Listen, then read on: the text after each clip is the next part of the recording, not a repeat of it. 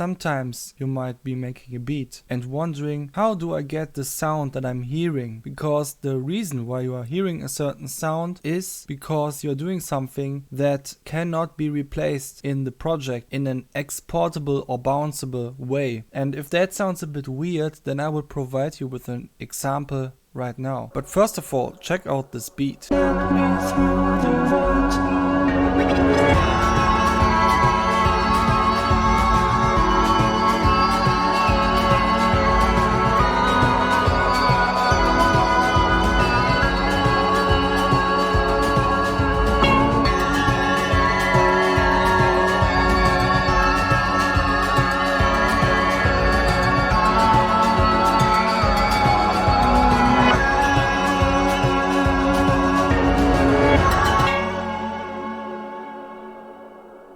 Now I want to specifically talk about the end pad, which sounds like this.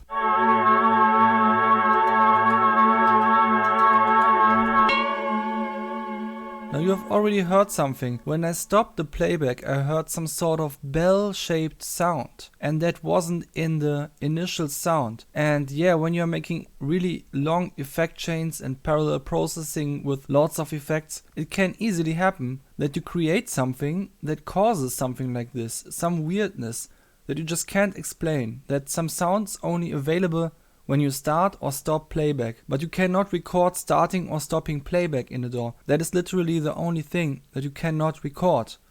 Or can you? Because the answer is yes, you can. Okay, now I already spoiled you, but I mean, you want to know why you are here in this video, right? So let's go. First of all, I will mute this track because we only need this one. So this one has a not too long chain actually. It sounds like this. And yeah, the bell shape. And sometimes it's a different bell sound depending on which chord I am.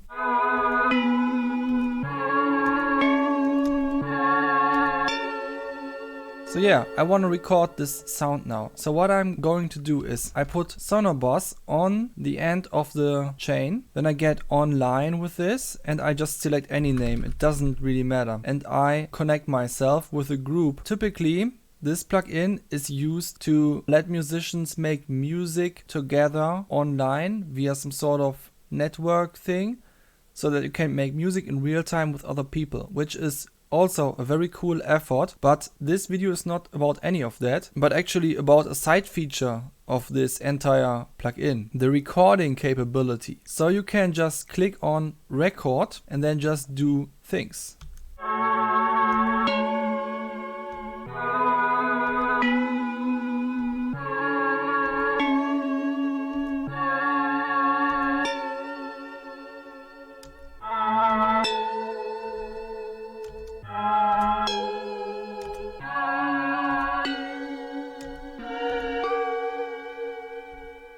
So now I recorded all of the different bell sounds and I can stop the recording. And as you can see now, it is here.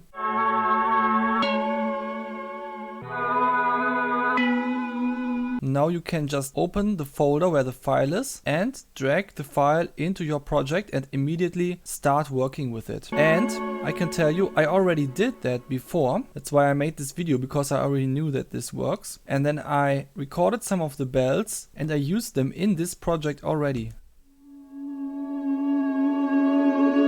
In this case, I used it backwards, but there is also a forward example.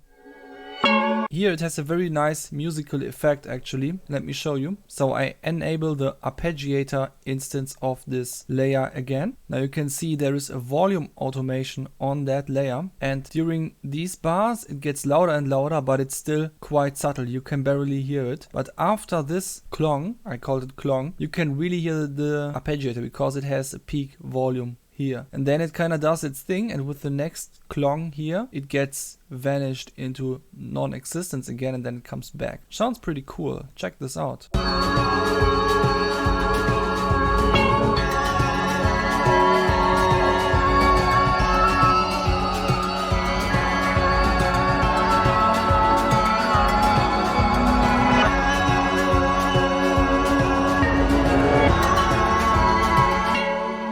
So yeah, Sonobus. I have not tried using it in the correct way yet, but this is definitely also a cool way to use it, and you should definitely have it in your project just for these rare moments where you have to capture something that can just not be captured in a different way for some reason.